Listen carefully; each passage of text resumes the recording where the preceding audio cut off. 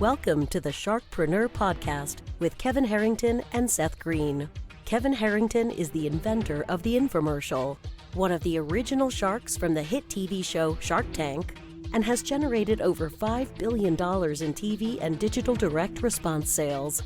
Seth Greene is the world's first trusted authority on cutting-edge direct response marketing, a best-selling author, and the only 3-time Marketer of the Year nominee.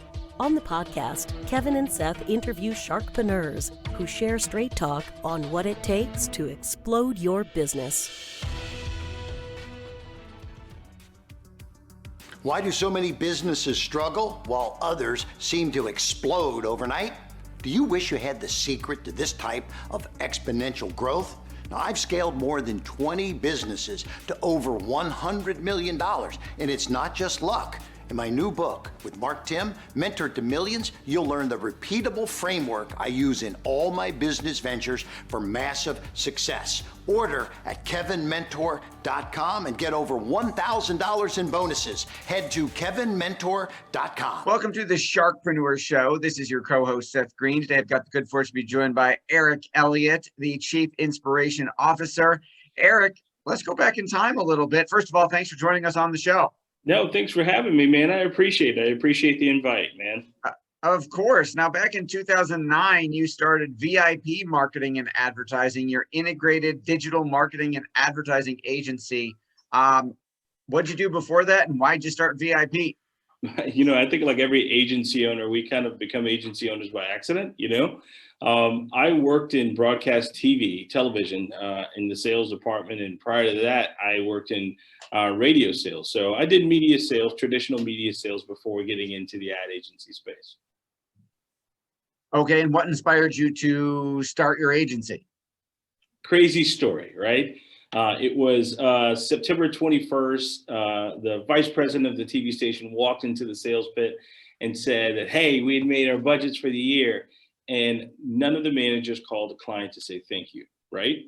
Then none of them called the client to say thank you. And I felt like I wanted to be more of an advocate for the client versus just, you know, pushing a product, you know, nothing against the traditional salespeople at all, but I wanted to be more of a client advocate. And so when I left out, I went to Walmart, I bought a laptop from Toshiba, I went on Craigslist, which was popular at the time, bought a desk, found my logo online and doing some Google images, and there was my company, man, you know?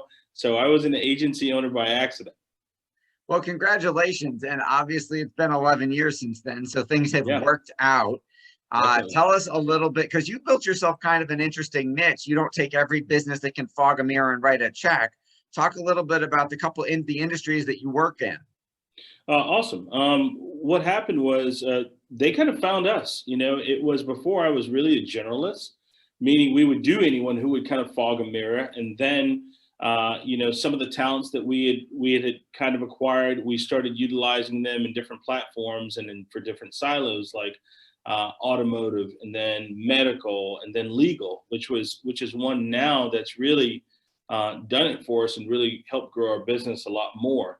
And I found that some of the things that we did on the general side, we could apply it to kind of specialize for like a law firm. And to the law firm people, they were like, you guys are geniuses, but we were already doing it in other industries. And so that's what helped us to kind of say, like, you know what, these are the 3 areas that we want to go with. But don't get me wrong. I mean, we'll still have, you know, some companies that will reach out to us who are not in those fields. And it's just a matter of, can they be a good business partner, and can we be a good business partner to them, and can we service and serve them? And then we go from there. So, I mean, it's been great for us. I love the areas that we work in. And what it does is we're working with people who have the resources to be able to fund their expectations. And also we're allowed to be creative and really truly market. You know what I mean? And that's what's missing in marketing, is true marketing. Awesome. Let's dive deep into that, because I think you're onto something, and I'm right. That's going to be a quote. What marketing is missing is the actual marketing. So dive a little deeper. What do you mean by that? Well, I think so many people, they're focusing on buying ads. They're not thinking about having a lasting impression, or how do they want to be remembered? or going back to kind of the bare bones and foundation of things, like what's your unique selling position. And some people, they advertise so much that they forget to market themselves, and that's where the issue is. I think it's almost like high blood pressure, you know what I mean? They start taking care of it when it starts giving them a headache or something's wrong. They don't do the things in advance so that they never get high blood pressure if you kind of compare that to marketing. It's like, do those things, brand yourself, have a proper style guide, do those things up front in advance so that you never have to panic promote yourself. And that's what I mean by there's marketing missing in marketing. That is absolutely true. Now, so it sounds like a lot of folks are probably guilty of, hey, I see a shiny new object. Let's test that new ad type. Let's test that new social network. Yeah. It's all about the tactic. And you're saying, let's start with the strategy. And then that obviously informs what the tactics end up being, right? Yeah. I tell our team, right? A client pays us for two things. They pay us to strategize and execute that strategy. That's it. In a nutshell. I mean, there's so many things that kind of fall under that strategy, and there's a lot of things that actually fall under that execution. So for us, the first thing you want to know when you're marketing for a client is, who am I marketing to? How do I find them? What do they look like? What is their persona like? The same way an agency would say, hey, what's our client persona? The client needs to think like, what's their persona? Use those analytics to kind of find out what the habits are of your people, what the gender is, how they identify, what kind of activities they participate in. Those things can kind of help you to say, you know what, my core customer is not who I thought it was, but it's someone else. That makes a lot of sense. You talked about what you tell your team. Talk about the team. How did you start? When did you make your first hire? And how has your process of attracting, retaining, and training talent changed and evolved over the years? Awesome. My first employee was my wife. At some point, it was like, I'm too busy. I need some help. And when we started hiring people, I didn't have a clue on what it was. I was hiring for bodies. And I think as we evolved more, I always told them I want to hire, train, and motivate the best team is what I want. Hire, train, and motivate the best team, and we take care of our clients. So I started to kind of learn more on the position, really what I need, and look for what the business needed. And I kind of just said, this is where I want to go. I want to get this seat because this is the need that I have, versus just saying, I want to hire 20 or 12 or 15 more bodies in my building. You had to say, I want to get the right person, put them in the right seat. And that's where I started out. But in the beginning, I had no clue. I would just say, oh, I need someone. I'm busy. I got to hire someone, and not have a clue.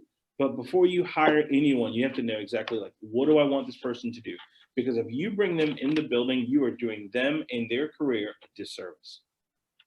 So once you've got that right person in the right seat, how do you train them? How does your training or management system work to teach them what to do and when to do it and how to do it? We develop processes. Man, that's an awesome question. And it's, if you had caught me 2 or 3 years ago, I would tell you like, I have no clue. It's just, we're just good. So we developed something. We use something called a Trainual. I'm sure you've probably heard of that. Yes. And what we did was we just said, you know what, let's just be experts at what we do. So we started putting down the 1, 2, 3s, and 4s of what we do. Like, okay, how do we follow up with the lead? Follow these steps. How do we bring in a new client? Let's follow these steps. How do we do a kickoff call? Let's follow these steps. And what I started to do was develop the processes, then teach the processes, right? And another thing that we really do that I love is every Friday we shut down. We don't take calls from noon to about 2, and we do what we call lunch and learn. Everyone's bringing something to the table, something new, regardless if it's in digital, the social world, the traditional world. And I want our team to have continuous learning, because if we're doing continuous marketing and improvement for our clients, we have to do continuous learning. So that takes place every week. We've never missed a week. Well, we have missed some weeks. Christmas and New Year's. I'm going to add that to our agency, almost like a digital marketer Wicked Smart contest. I think an internal one. I think that's a great idea, and I'm kicking myself that we haven't done it. So what do you like best about what you do? Teaching. I think I like teaching most, because when you teach, you actually find out how much you know, And I also like learning. So teaching and learning, I have some mentors in the business as well. And I've learned like some of the things that I thought was the right thing to do aren't always the right thing to do. And I want to learn on how to have a better culture. So those are some of the things I like doing. I love to be able to teach our team, and I like learning from them because I learn from them just as well. Absolutely. I'd love for you to teach us for a minute. I find we learn more from avoiding other people's mistakes than we do trying to emulate their successes. What's one of the biggest challenges you've had to overcome as an agency owner, and how'd you do it and what'd you learn from it? Pricing was one of the biggest things. I didn't value our time and I didn't value our services in the beginning. I would say that's one of the big things that I had to overcome. And then I would look at some of those agencies and say, wow, look at where they are. But instead, I need to kind of say like, okay, you know what? Instead of trying to jumpstart to say, I want to be exactly where they are, I want to follow the trail of smoke that they left behind to see how they got there, right? And I started getting mentors. So I have some mentors still. 10 years into it, I still have mentors. And what I would do is I ask them questions. How do you price? How do you price better? And what we did in our shop was our pricing used to look like a restaurant menu when you go to like, you know, one of the taco stands, man. It was like, you want a number 149? I got it. I can do it. And so it's like you have to change those things and simplify your menu and deliver on those things really, really well. Think of a place like Five Guys. You ever heard of Five Guys, the burger place? I have been there. We have one down the street. Right. And it's not a huge menu, but they're just going to tell you, you know what, we're going to do these burgers and we're going to do them the same way. We're just going to do them really, really well. And that's what I want to do for us. I want our menu small, but I want us to perfect the dishes that we serve. Small menu, perfect dishes. I love it. You're full of golden nuggets. With all the success you've achieved, what's your biggest challenge now? People. It's always people. It will always be people. It's not marketing. It's not digital. It's not, you know, a new software that you have to embrace. It's always people because times change, they change, their habits change, their needs change. So it's going to always be people. I think, you know, I could bring someone in at any level and kind of spend time with them. And if they have the passion for it, you can teach them. But I would say people, that is the hardest thing that you'd have to deal with in any business. I would say, looking as an outsider looking in, of the three verticals you mentioned, law is probably the trickiest one due to compliance and other reasons like that. Can you give us an example of a law firm, if you don't have to name their name, but kind of what they came to you to solve and how your results worked out? Well, it's issues. I always like to know the problems. You know, and I wouldn't say that an agency, you get paid to solve a problem, right? If you have an issue with your knee and you go to the doctor and he fixes your knee, he's solving your problem. And I think for us, even without mentioning a name, it was if an agency had an issue getting their case count up daily, or even on the weekends, we would just implement strategies to be able to bring the calls and the case counts up. So that's what I would say. I don't think law is hard. You know, it just depends on if you have the right law firm. That's what the issue is. I mean, because you can have someone who has unreasonable expectations according to whatever the resources that they're giving you.